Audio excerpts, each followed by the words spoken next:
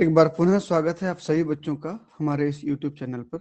आज के क्लास में हम बात करेंगे कि जो ये जूलॉजी है, जूलॉजी का जो SEC है यानी कि स्किल इन्हांसमेंट कोर्स में जो कोर्स का टाइटल हमारे पास है vermi culture and vermi composting, यानी कि केचुए का पालन करना और केचुए से खाद बनाना।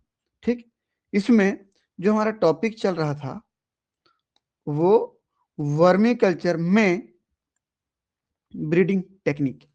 ब्रीडिंग टेक्निक का आज हम दूसरा वीडियो की बात करेंगे। उस दूसरे वीडियो में हम इंडोर कल्चर और आउटडोर कल्चर के बारे में बात करेंगे। ठीक है, तो चलिए देखते हैं। ब्रीडिंग टेक्निक इन अर्थवर्म में लेक्चर सेकेंड चलेगा ये। ठीक, देख लीजिए types of breeding technique. Breeding technique हमारे पास दो प्रकार के हैं, एक इंडोर ब्रीडिंग टेक्निक और दूसरा आउटडोर ब्रीडिंग टेक्निक। हमेशा एक चीज याद रखना, इंडोर यानी कि वो आपके घर में, आपके आंगन में, आपके बाड़ी में जब केचुए का आप पालन करते हो, वर्मी कल्चर करते हो, तो उसको हम इंडोर ब्रीडिंग कहते हैं। ये बहुत ही कम छोटे स्केल पे, छोटे लेवल पे किया जाता है, क्योंकि हम घरों में कर रहे हैं तो घरों में बहुत ज्यादा इसका फार्मिंग नहीं कर सकते। ठीक, बहुत सारे रेस्ट्रिक्शन होते हैं क्योंकि उसमें अलग प्रकार की स्मेल भी आती है जो हर तरफ चारों तरफ माहौल को खराब कर सकती है। ठीक, अगला आउटडोर ब्रीडिंग लार्ज स्केल में किया जाता है।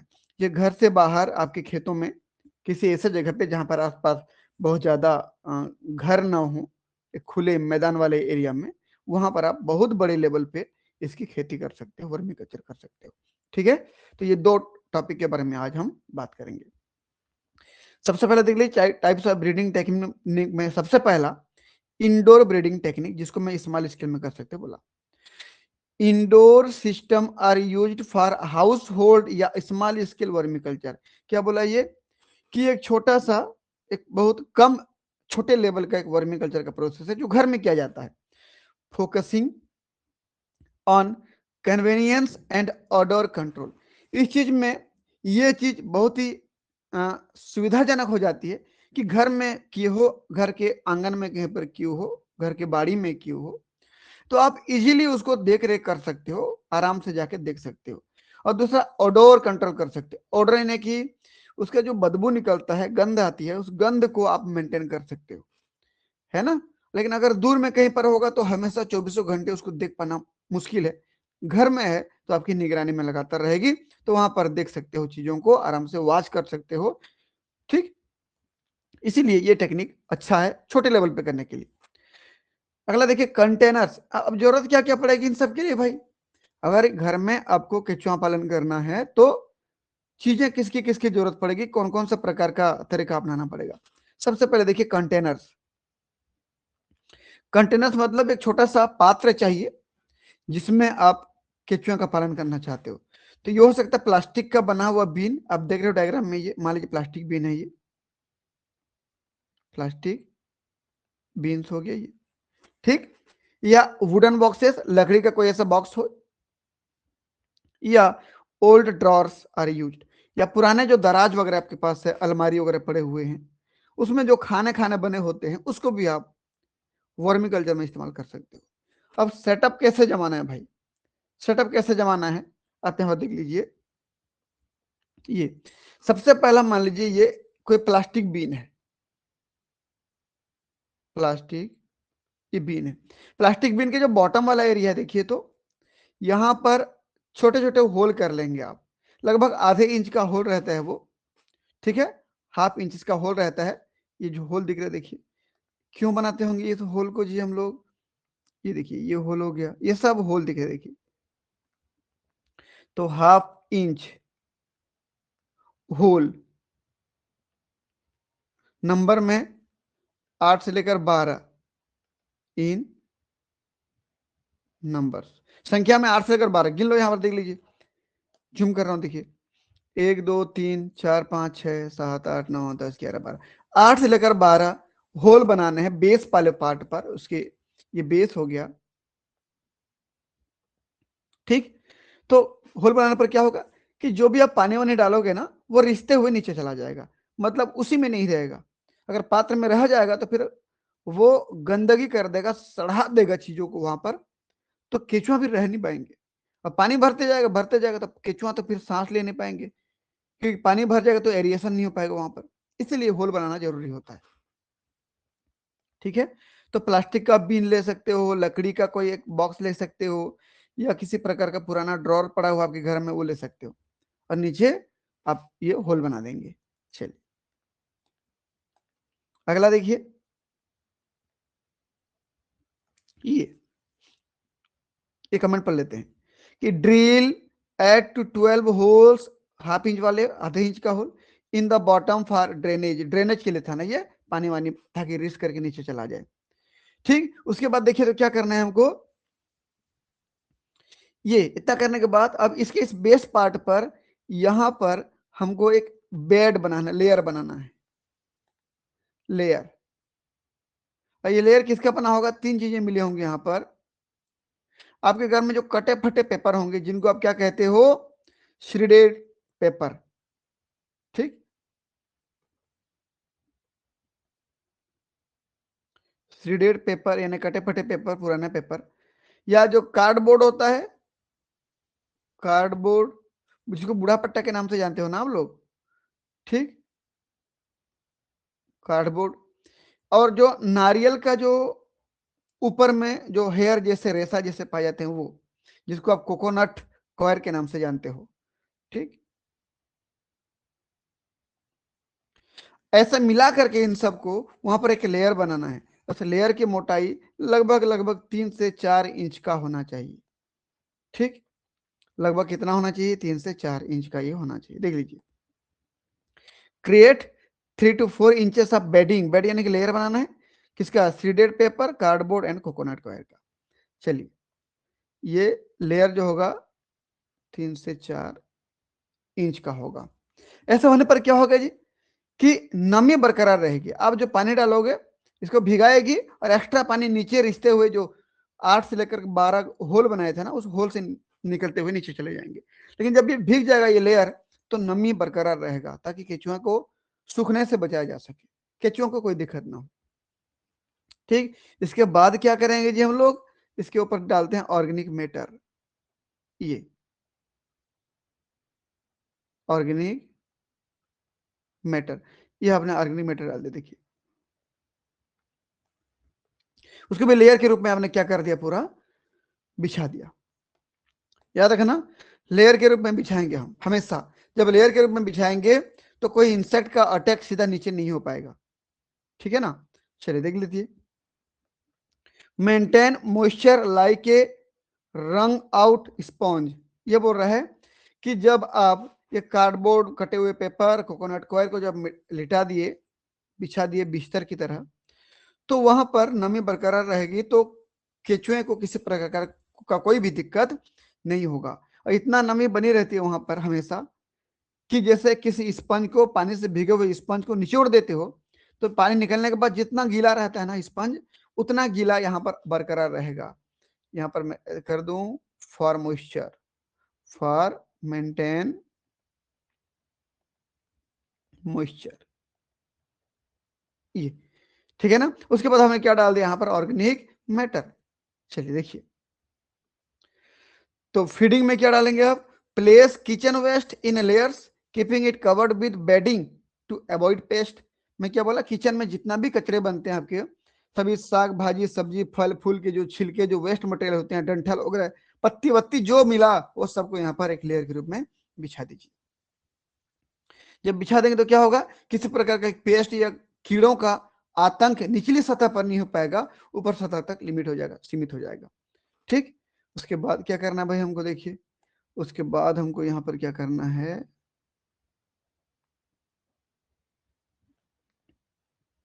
अर्थवर्म डालना है। अर्थवर्म जो होता है ना, वो एक स्पेसिफिक स्पीसीज होता है, रेड विगलर जिसको नाम से जानते हो, आइसेनिया फेटिडा। आइसेनिया फेटिडा, आपको मैं डायग्राम दिखा दूं अगर यहाँ मिल जाए तो, ये आइसेनिया फेटिडा। ठीक, इस अर्थवर्म को वहां पर डालना है।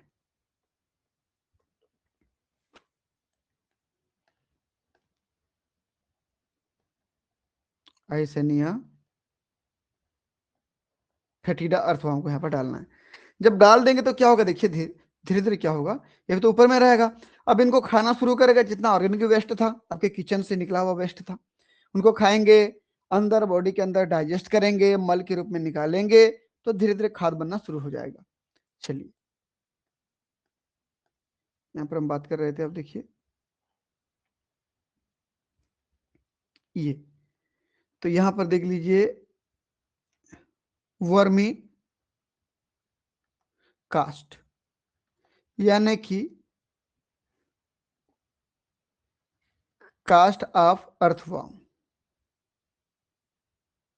यही क्या बन जाएगा आगे जाके, जब धीरे धीरे धीरे धीरे इनकी लेयर बनती जाएगी, केचुआ के मल की लेयर बनती जाएगी, तो क्या होते जाएगा, धीरे धीरे ये जमा होते जाएगा, जिसको क्या कहेंगे हम लोग, वर्मी कंपोस्ट। ये वर्मी कंपोस्ट बन गया। ठीक, चलिए एक बार सेव करते हैं इसको हम।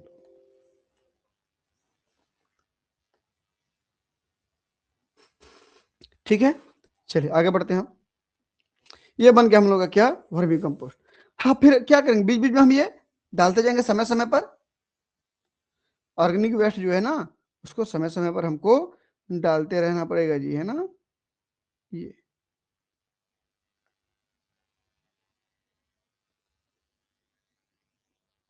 होगा क्या, ऐसे डालते रहोगे तो लेयर बाय लेयर बनती जाएगी, पूरे बिस्तर की तरह बिछाना है उसको, ताकि कीड़ों का अटैक नीचे ना हो पाए। तो ये केचुआ इनको खा खा के नीचे मल करते जाएंगे, और फिर जब नया वाला ऑर्गेनिक वेस्ट डालोगे तो फिर केचुआ ऊपर चढ़ जाएंगे उसको खाने के लिए, तो धीरे धीरे मल जमा होता जाएगा ऊपर में, नए नए ऑर्गेनिक मैटर की लेयर गिरते जाएंगे। इस प्रकार की जो प्रोसेस है, ये वर्मी कल्चर कहलाती है, और ये तरीका है। ठीक, तो देख लीजिए, तो place kitchen waste in layer keeping it covered with bedding to avoid pest. ठीक, किचन के वेस्ट को लेयर की तरह बिछाओ, ताकि कीड़ों का आतंक नीचे न हो पाए। अगला हार्वेस्टिंग मेथड। चलिए भाई, मैं बोला वर्मी कंपोस्ट बन गया, निकालना कैसे, निकालने के लिए दो तरीके हैं। पहला हार्वेस्टिंग माइग्रेशन मेथड में, दूसरा हार्वेस्टिंग लाइट मेथड में। तो चलिए पहला हम लोग कौन सा मेथड देखते हैं यहाँ पर, पहला मेथड देखते हैं migration method, harvesting migration method of harvesting. ठीक,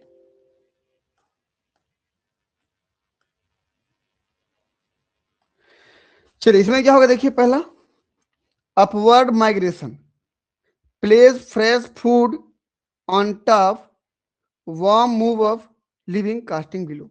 यदि कोई केचुआ यहां पर था, देखिए यहां पर कोई केचुआ था, ऐसे ये मल कर रहा था नीचे, तो मल गिर रहे थे इधर भाई, ये सब मल गिर रहे थे, देखो ये मल गिर रहे थे, ब्लैक कलर का लेयर पूरा बना है, मल बना हुआ है। और यदि आप कोई ऑर्गेनिक मैटर को ऊपर में डालते हो, कोई ऑर्गेनिक मैटर ऊपर में आता है, देखो ये आगे ऊपर में ऑर्गेनिक मैटर, तो इसको खाने के लिए ये केचुआ माइग्रेट करके ऊपर चला जाएगा भाई, ये माइग्रेट करते हुए कहाँ चला जाएगा, ऊपर में। अब केचुआ आ गया ऊपर में खाने के लिए उसको, ये आगे केचुआ देखिए। ठीक, तो नीचे पूरा एरिया खाली हो गया, अब इस खाद को निकाल लो। ठीक, तो place fresh food on top, top पे फ्रेश ऑर्गेनिक मटेरियल डाल दीजिए, तो वर्म्स मूव अप, वर्म्स ऊपर चढ़ जाएंगे खाने के लिए, लिविंग कास्टिंग बिलो, और नीचे क्या छोड़ देंगे, वर्मी कंपोस्ट को छोड़ देंगे, तो आप वहां से वर्मी कंपोस्ट को इजीली वहां से हटा सकते हो। ठीक, तो ये हो गया अपवर्ड मूवमेंट मेथड। ठीक, माइग्रेशन मेथड में कौन सा मेथड, अपवर्ड माइग्रेशन। दूसरा क्या देखिए, तो कि आपके उस गड्ढे में, जहां पर उस कंटेनर में जहां पर केचुआ पालन किए हो, वर्मी कंपोस्टिंग किए हो, वहां पर जो केचुआ था इस प्रकार से था। ठीक, तो आप क्या किए, इन सभी खाद को, मल को एक साइड में कर दिए, और जो नया ऑर्गेनिक मटेरियल डाल रहे हो ना आप, उस नया ऑर्गेनिक मटेरियल को खाली साइड में डाल दीजिए। तो यहाँ पर ऑर्गेनिक मटेरियल आपने डाल दिया नया वाला। अब बताइए, ऊपर नहीं डाला ना आपने, अभी अभी कहाँ नहीं डाला आपने, ऊपर नहीं डाला, देख लीजिए, अभी आपने ऊपर नहीं डाला, ऊपर वाला को हटा दिया मैं, ऊपर नहीं डाला। तो अभी नया वेस्ट मटेरियल ऑर्गेनिक वेस्ट कहाँ मिल रहा है, जस्ट साइड में बगल में है। तो ये सारे के सारे केचुए जो होते हैं ना, वो किधर मूव कर जाएंगे जी, साइड में मूव कर जाएंगे। ठीक, अब केचुआ यहाँ आ गए उसको खाने के लिए, ये देखिए इसको खाने के लिए यहाँ आ गए। अब यहाँ नीचे मल जमा होते जाएगा फिर, तो ये तो खाली हो गया ना, इसको बोलते हो साइड शिफ्ट मेथड, क्योंकि केचुआ यहाँ पर साइड में शिफ्ट हो गया। साइड शिफ्ट मेथड, ठीक है। तो दोनों मेथड हो गया, अपवर्ड मूवमेंट मेथड और साइड शिफ्ट। साइड शिफ्ट को पढ़ लेते हैं कि move all material to one side, जितना था आपके कंटेनर में सबको एक साइड कर दिया। Add new moist food to the other, और दूसरे साइड में ऑर्गेनिक मटेरियल को डाल दिया। ये ऑर्गेनिक मटेरियल था, ऑर्गेनिक मटेरियल को डाल दिया। Worm move to the new side, अब वार्म अब नए साइड की तरफ यहां पर आ गया, अर्थवार्म। तो ये पूरा एक जगह खाली हो गया, तो आराम से उसको हटा सकते हो, सेपरेट कर सकते हो। अगला हमारे पास है हार्वेस्टिंग लाइट मेथड। होता क्या देखिए, मान लीजिए केचुआ अभी यहां पर है, यहां पर है, ठीक। तो expose the pile to sunlight या bright light, worm move to the bottom allowing top cast removal. कहने का मतलब क्या है कि केचुआ तो अभी ऊपर में आए थे नहीं जी, पहले यहां पर आए थे अभी, क्योंकि ऊपर ऑर्गेनिक मटेरियल डाल रहे थे आप, लेकिन आपने क्या किया, सनलाइट दिखा दिया उसको, ये सनलाइट जैसे दिखा दिया ना, तो जितने केचुए होंगे वो, क्योंकि सूर्य प्रकाश से दूर भागते हैं, क्योंकि सनलाइट में रहेंगे ना तो उनके पानी का, शरीर का पानी निकल जाएगा, डिहाइड्रेट हो जाएंगे, मारे जाएंगे। तो इसलिए ये सभी केचुए कहाँ चले जाएंगे, अब नीचे की तरफ। नीचे में आगे देखिए, गहराई में जब चले जाएंगे तो ऊपर एरिया तो पूरा खाली हो जाएगा। जब ये एरिया खाली हो जाएगा तो ऊपर वाले इस मैन्योर को, खाद को आप आराम से सेपरेट कर सकते हो, क्योंकि सारे केचुए कहाँ मिलेंगे आपको, अभी सबसे बॉटम पे मिलेंगे, क्योंकि वो सनलाइट को पसंद नहीं करते हैं भाई, है ना। सब नीचे मिलेंगे, तो आराम से टॉप वाले कास्ट को, खाद को आप निकाल सकते हो, ठीक है। बोला है worm move to the bottom, worm जो है नीचे चले जाएंगे, एलोइंग टॉप कास्ट रिमूवल, ऊपर के खाद को आप आराम से निकाल सकते हो। यहां लिख रहा हूं मैं, रिमूव टॉप कास्ट, ठीक। तो ये था हमारा हार्वेस्टिंग का मेथड। पहले इसको सेव कर लेते हैं, चलिए आगे बढ़ते हैं हम। अगला हमारे पास सेकेंड नंबर जो था, outdoor breeding technique. Outdoor breeding technique मतलब सीधा सीधा ये है, घर से बाहर खेतों पर, जमीनों में बड़े स्केल पे करिए, ताकि आप उसका खेती कर पाओ, बेच पाओ, है ना, ये व्यवसाय बना पाओ, एक आमदनी का जरिया बना पाओ। इसलिए लार्ज स्केल पे किया जाता है, बहुत ज्यादा भारी मात्रा में किया जाता है। Outdoor system allow for higher volume production and typically use windrow और पिट मेथड। दो तरीके से किया जाता है, इसको विंड रो बोलते हैं, विंड रो, इसको पिट मेथड बोलते हैं। हम बारी बारी से बात कर लेंगे। ऊपर वाला देखिए, तो ये सेकेंड नंबर का क्या था भाई, लाइट मेथड हार्वेस्टिंग था ना, मैं लिखना भूल गया था।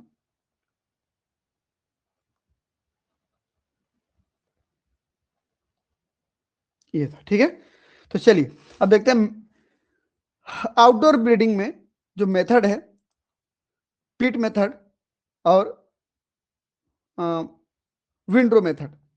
तो बहुत सिंपल सी बात है, देख लीजिए विंड्रो मेथड, मेथड क्या होता है देखिए। तो आप खुले जमीन पर इस प्रकार से आप मेड़ बना बना करके, ये मेड़ वास्तव में नहीं है, ये हल्का हल्का गड्ढा खोद के यहाँ पर गोबर ओबर डाल करके ये बनाया गया, आप देख सकते हैं मेड़ मेड़ जैसे बनाया गया, यहीं पर डायरेक्ट खुली हवा में इस प्रकार से बनाया जाता है। तो ये क्या कहलाता है, विंड रो मेथड। विंड यानी कि हवा, रो यानी कि कतार, कतार कतार में बनाओ, लाइन लाइन में मेड़ की तरह बनाओ, जिनको डायरेक्ट हवा लगता रहे। अगला हमारे पास है पीट मेथड। पीट मेथड में क्या करते हैं देखिए, तो बहुत सिंपल सी बात है, हम सीमेंट के खांचे बना लेते हैं। सीमेंट के जो खांचे बनाते हैं, अगर हम इसकी लंबाई चौड़ाई की बात करें, देख सकते हैं आप, इसकी लंबाई लगभग यहां से लेकर यहां तक 2 मीटर का होगा, ये बेस्ट है, ठीक। और चौड़ाई अगर देखें हम लोग, ये इस एक को देखिए अब यहां तक, ये 1 मीटर होगा। और इसकी जो डिपनेस है, गहराई है, वो आधा मीटर का होगा। ठीक, इसकी गहराई कितना होगा, यहाँ से यहाँ तक गहराई 0.5 मीटर। तो बहुत सिंपल सी बात है कि इसकी लेंथ को 2 मीटर रखिए, चौड़ाई को 1 मीटर रखिए, यहाँ तक, यहाँ तो 2 बनाया गया है, यहाँ ऐसे इतना कोई एक की बात कर रहा हूं मैं। 2 मीटर लंबा, 1 मीटर चौड़ा और आधा मीटर गहरा रखिए, तो आप बेहतर तरीके से वर्मी कंपोस्ट बना सकते हैं, वर्मी कल्चर कर सकते हैं। देखिए पीट मेथड क्या बोलता है कि cemented pit 2 metre long, 2 metre wide, half metre 0.5 metre deep are dug and filled with organic waste. ऐसा बनाने के बाद यहाँ पर ऑर्गेनिक वेस्ट को हमको भर देना चाहिए, ऑर्गेनिक वेस्ट जो घर में यूज होते हैं वो सब। ठीक है, बेड मेथड यानी कि कैसे करना है, हमको क्या करना है, जमीन में गड्ढा खोदना है, ऐसा सीमेंटेड नहीं बनाना है। जमीन में फावड़े से, है ना, कुदारी जिसको बोलते हो, फावड़ा जिसको बोलते हो, उन सभी हथियारों का उपयोग करके जमीन में गड्ढा खोदिए, गड्ढा खोद करके वहीं पर ऑर्गेनिक वेस्ट को डाल दीजिए, दैट इज बेड मेथड। और भी लेयर बाय लेयर डालना है। ठीक, तो raised beds are constructed on the ground often using agricultural waste. Agricultural waste यानी कि आपके जो खेतों में जो किसान खेती करने के बाद, फसल को घर लाने के बाद जो बच जाते हैं ऑर्गेनिक वेस्ट खेतों में, उन सभी को यहाँ पर डाला जाता है। जैसे धान काटने के बाद उसका जो धान का तना बच गया, नीचे का सूख गया, उसको डाल दो, पत्ते वत्ते किसी पौधे के गिरे हैं सबको डाल दो, है ना। ये क्या कहलाता है, बेड मेथड। बेड यानी कि बिस्तर, बिस्तर जैसे लेयर लेयर बना करके मेथड। चलिए अब प्रिकॉशन क्या है भाई, प्रिकॉशन में क्या देखिए तो रॉ मटेरियल या मेन्योर या वेस्ट, मेन्योर यानी कि भेड़ बकरी मवेशियां गाय बैल, उनके जो खाद होते हैं, गोबर होते हैं वो, और वेस्ट यानी घर का जो किचन वगैरह वेस्ट वो, ये एग्रीकल्चर जब खेतों में जो वेस्ट निकलते हैं वो, इन सबको must be pre decompose for 10 to 15 days to lower the temperature from 60 degrees Celsius to below 30 degrees Celsius before introducing worm। क्या बोल रहा है देखिए, जैसे ये हमारा ऑर्गेनिक वेस्ट हो गया, रॉ मटेरियल हो गया, ये मेन्योर भी हो सकता है, खाद भी हो सकते हैं, या वेस्ट हो सकते हैं, या तो एग्रीकल्चर वेस्ट या तो किचन वेस्ट। इन सबको इस गड्ढे में डाल दिया, मान लीजिए गड्ढे में इंट्रोड्यूस कर दिया। ठीक, या मान लीजिए मैं इसको बेड मेथड बोल रहा हूं। ठीक, यहां डाल दिया, डालने के बाद लगभग 10 से 15 दिन तक इस काम को करेंगे, 10 to 15 डेज। टेम्परेचर कितना रखना है, टेम्परेचर जो होगा वो होगा 60 डिग्री सेल्सियस से लेकर के लेस देन 30 डिग्री सेल्सियस तक, 30 से भी कम। टेम्परेचर को 60 से लेकर के कम, 30 से भी कम, जैसे 25 पे 20 पे टेम्परेचर पे इसको हमने ट्रीटमेंट दिया। कितना दिन तक दिया, 10 से 15 दिन तक। उसके बाद क्या करना, आफ्टर दैट क्या करना है, अब हमको यहाँ पर अर्थ वार्म को अप्लाई करना है, केचुआ डालना है इसमें, ऑर्गेनिक वेस्ट डाल चुके, अब केचुआ डाल रहे हैं, देखिए ये। अब केचुआ जब डाल रहे हैं तो कितना केचुआ डालोगे, अगर मैं वजन की बात करूं, वेट, तो कितना केचुआ, आधा किलो से लेकर के 1 किलो तक, 500 ग्राम से 1000 ग्राम, यानी कि आधा किलो से 1 किलो केचुआ। या अगर नंबर में बात करूं, कितना नंबर होना चाहिए, कितनी संख्या होनी चाहिए केचुआ की, तो केचुए की जो संख्या होगी वो होगी 10,000 से 15,000 केचुआ, 10,000 से 15,000 इंडिविजुअल। ऐसे एक एक गिनोगे तो 10 से 15,000 केचुआ आप डाल सकते हो।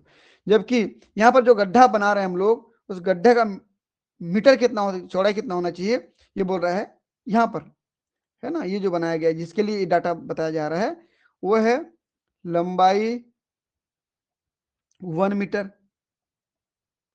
चौड़ाई भी 1 मीटर लिया है, और तो अपने फीट के हिसाब से लेंगे, और गहराई भी कितना लिया गया है, 1 मीटर। तो लंबाई चौड़ाई और गहराई तीनों 1 1 1 मीटर है। इसका मतलब इसको मैं कह सकता हूं कि ये जो बना हुआ है ये 1 cubic metre cubic metre area है। ये एरिया कितना है, लंबाई चौड़ाई ऊंचाई 1-1 मीटर का है ना। इतना होने के बाद चलिए कमेंट पढ़ लेते हैं एक बार।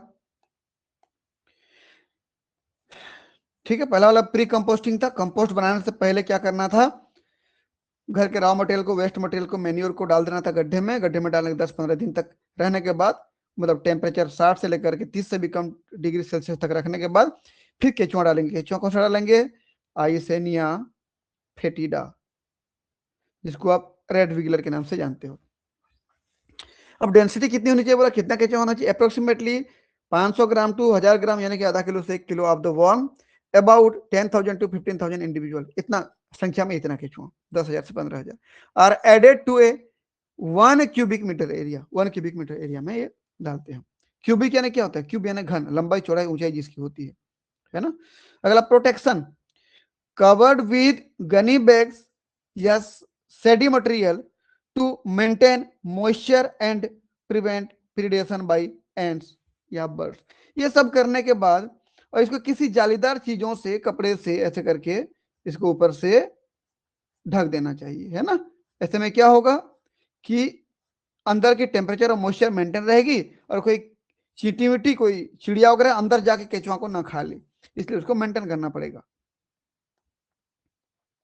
ये उसको रहने देना है। अब केचुआ जो है ऑर्गेनिक वेस्ट को खाएंगे, मल निकालेंगे, खाद बनेगा। ठीक, अब देखते हैं difference between indoor culture and outdoor culture, दोनों में अंतर क्या है। तो एक तरफ दिया है फीचर्स, फीचर्स में सबसे पहला है स्केल। इंडोर कल्चर जो करते घर में करते हो तो कम मात्रा में करते हो भाई, है ना, स्मॉल स्केल में, होम या अपार्टमेंट में, आप अपने घर में, आंगन में, कहीं पर, या किसी एक कमरे में, अपार्टमेंट में आप कर सकते हो। आउटडोर जो होता है ये वास्तव में बिजनेस पर्पज से करते हो, तो लार्ज मात्रा में, ताकि ट्रैक्टर आप केचुआ का खाद बेच पाओ। कमर्शियल यानी कि व्यवसाय के लिए था ये, फार्म खोलते हो इसके लिए, बड़े बड़े फार्म, वर्मी फार्म खोला जाता है। ठीक, दूसरा कंटेनर क्या इस्तेमाल करते हो, घर में करना है तो प्लास्टिक का कोई एक बीन देख लीजिए, या वुड बीन, या मैं बोला था आपको कोई पुराना ड्रॉर होगा तो देख लीजिए। हाँ, आउटडोर मेथड में बेड्स बनाया जाता है, बड़े बड़े एरिया को गड्ढे खोदे जाते हैं, layer by layer organic material को बिछाते हैं, या पीट्स बनाया जाता है, सीमेंट का बनाया था पीट्स अभी, या विंडरो, है ना, विंडरो, ये देखिए, ये विंडरो, ये पीट बन गया। ठीक, ये हो गया। तीसरा नंबर देखते हैं फीडिंग, डेली या वीकली स्मॉल अमाउंट। भाई बहुत छोटा सा एक पात्र लिया आपने, घर में कहीं पर लगा दिया, और घर के जो भी कचड़े निकलते हैं, हर दिन का जो खाना पीना बनने के बाद जो कचरा बच जाता है, जो चावल दाल आपके खाने के बाद बच जाता है, वो सबको यहाँ पर भी डाल सकते हैं आप। ठीक है, और यहाँ पर क्या होता है जी, स्मॉल अमाउंट में, है ना, या तो वीकली, हफ्ते में 1 दिन डाल दो, या डेली डालो, जैसे निकलते वैसे डाल दो। उसके बाद क्या करना है देखिए, तो बैच सिस्टम देखिए, बैच बैच फीडिंग देना। बैच फीडिंग मतलब क्या है, बहुत ज्यादा मात्रा में देना है, वीकली, हफ्ते में 1 बार देना है, और अलग अलग बैच बनाने हैं, क्योंकि आपको खेती करना है तो आपको एक फीट बना के नहीं करना है खेती आपको। ये देखिए, तो ऐसा एक फीट नहीं बनाने का, ये एक अलग अलग, तो अलग अलग जगह पे केचुए का उम्र अलग अलग होगा, है, कहीं पर कोकुन होगा, कहीं पर उसका जुवेनाइल स्टेज होगा, कहीं पर एडल्ट स्टेज होगा, तो अलग अलग स्केल होगा, तो अलग अलग सबको बैच सिस्टम में खाना देना पड़ेगा। ठीक है ना। चलिए भाई, चौथा देख लेते हैं हम लोग, मॉइस्चर। मॉइस्चर में मैनुअल वाटरिंग स्प्रे। भाई घर में किसी कोने में आप किए हो, मुझे एक चीज बताइए, घर में अगर किए हो आप, तो बहुत सीधी सी बात है, बहुत ज्यादा पानी की जरूरत नहीं पड़ेगा, एक छोटा सा कंटेनर में किए हो, तो घर में जा करके पानी, जो बगीचे में पानी डालते हैं, जो पिचकारी जैसे निकलता है पानी, है ना, तो उस स्प्रे में वहां पर जाकर पानी आप दे सकते हो, मैनुअली कर सकते हो। जबकि आउटडोर में बहुत बड़े बड़े एरिया में किए हो, और एक दो जगह नहीं हुआ है ना, तो कई जगह किए हो, बिजनेस पर्पज से कर रहे थे, तब होगा क्या, तो इरिगेशन या स्प्रिंकल्स, इसके लिए इरिगेशन मशीन्स आते हैं, है ना, ताकि वहां पर फिट कर दो, यहाँ पर मशीन को फिट कर दो, नली जैसा रहता है, यहाँ से पानी फेंकाता है ऐसे, बस बटन ऑन कर दो, पानी पूरा फेंका गया सब तरफ, नमी बढ़ेगा बढ़िया ऐसे, है ना, मशीन मशीन के द्वारा किया जाएगा। छोटे से एरिया में अगर है तो मैनुअली जाकर पानी डाल सकते हो, एक बाल्टी लिए पानी को छींट दिए। लेकिन अगर आप बहुत ज्यादा एरिया में, 1 एकड़ एरिया में किए हो ये सब काम, तो हाथ में पानी देना, मैनुअली पानी देना बहुत ही मुश्किल हो जाएगा। है ना। इसलिए क्या करेंगे जी हम लोग, इसके लिए उसको वहां पर मशीन लगा देंगे। जिस प्रकार से गार्डन में सब तरफ घास को पानी डालते हैं ना, वहां से वो नल घूमते रहता है चारों तरफ, फवारा फेंकते रहता है, चारों तरफ पानी होते रहता है पिचकारी मशीन के द्वारा। तो सेम ऐसे मशीन वहां पर फिट कर देंगे तो सब तरफ पानी मिलता रहेगा। ठीक, अगला हमारे पास क्या है देख लो भाई, हार्वेस्टिंग, लाइट, माइग्रेशन या मैनुअल। लाइट मेथड में या माइग्रेशन मेथड में हार्वेस्ट करते हैं, अभी बताया था मैं आपको। ये देखिए, ये लाइट मेथड में, ये नीचे वाला लाइट मेथड था और ऊपर वाला हार्वेस्टिंग मेथड था। दोनों तरीके से हम ये जो स्मॉल स्केल में कर रहे हो इंडोर, तो वहां पर उसको आप खाद को केचुए से अलग कर सकते हो, सेपरेट कर सकते हो, हार्वेस्ट कर सकते हो, निकाल सकते हो। या मैनुअली है ये। ठीक, आउटडोर में क्या होगा, मैकेनिकल स्क्रीनर, कुछ मशीन्स का इस्तेमाल करते हैं। यहाँ पर मशीन का इस्तेमाल कैसे करते हैं भाई, कोई जालीदार ऐसे जाली लेंगे, ऐसे जाली है ना, जाली रहेगा ऐसे। जिस प्रकार से गांव घरों में देखे होंगे घर बनाने के लिए बालू को फिल्ट्रेट करते हैं ताकि पतला दाना मिले, तो फिल्टर करते हैं तो मोटे मोटे दाने ऊपर रह जाते हैं, पतले वाले दाने बालू के नीचे गिर जाते हैं। सेम ऐसे खाद को करना है, क्योंकि आप बड़े स्केल पे कर रहे हो ना जी, है ना, आधा एकड़ एक एकड़ में कर रहे हो, तो 2 3 4 व्यक्ति मिल करके बड़ा बड़ा जाली रखेंगे, उसके ऊपर में खाद डालेंगे, जाली को ऐसे हिलाते रहेंगे तो पतले पतले दाने नीचे गिरते रहेंगे, मोटे वाले दाने ऊपर रह जाएंगे, केचुआ ऊपर रह जाएगा। तो केचुआ सेपरेट हो गया, खाद अलग हो गए। तो किसी जालीदार संरचना से उसको छानते जाएंगे, फिल्ट्रेट करते जाएंगे, तो केचुआ अलग हो जाएंगे, खाद अलग हो जाएंगे।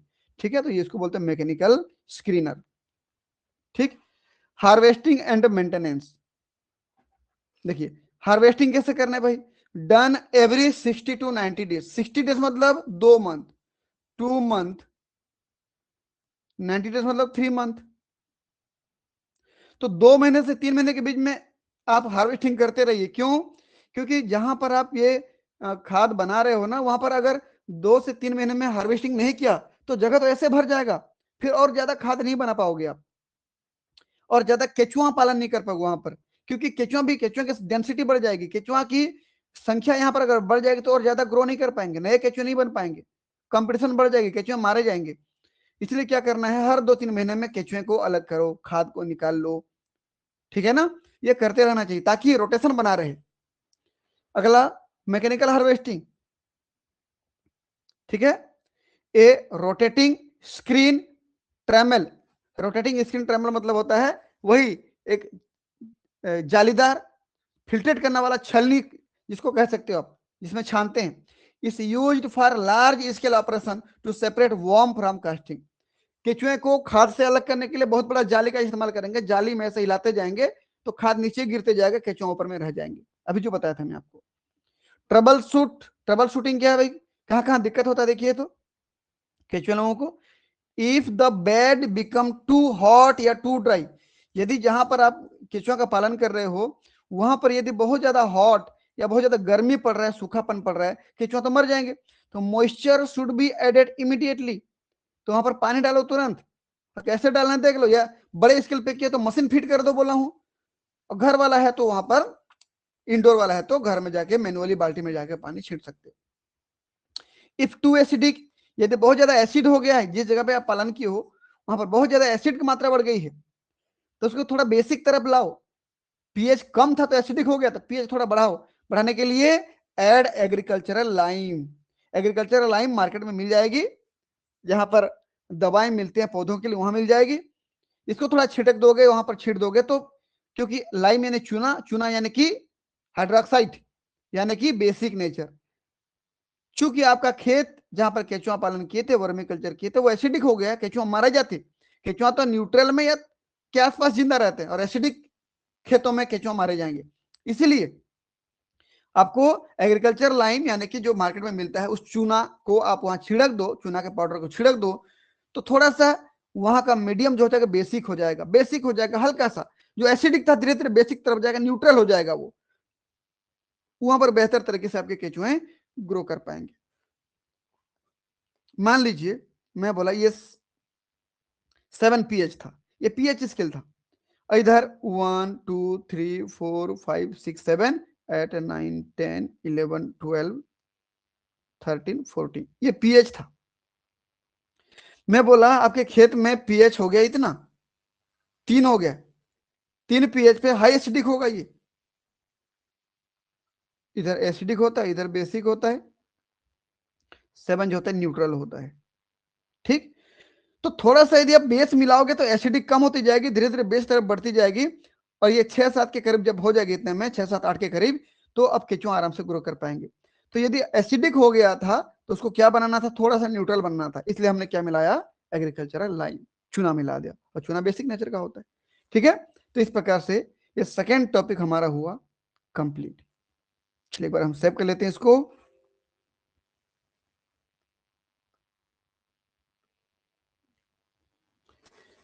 ये ब्रीडिंग टेक्निक इन अर्थवर्म का दूसरा लेक्चर था। लेक्चर कैसा लगा आपको हमारे कमेंट बॉक्स पे जरूर बताएं। यदि आप हमारे चैनल पर नए हैं तो चैनल को सब्सक्राइब करें, और इस प्रकार के वीडियो को अपने दोस्तों के बीच में भी शेयर करें, ताकि आपके साथ साथ उनको भी इस वीडियो का लाभ मिलता रहे। मिलते हैं नेक्स्ट क्लास में, तब तक के लिए बहुत बहुत धन्यवाद। Thank you.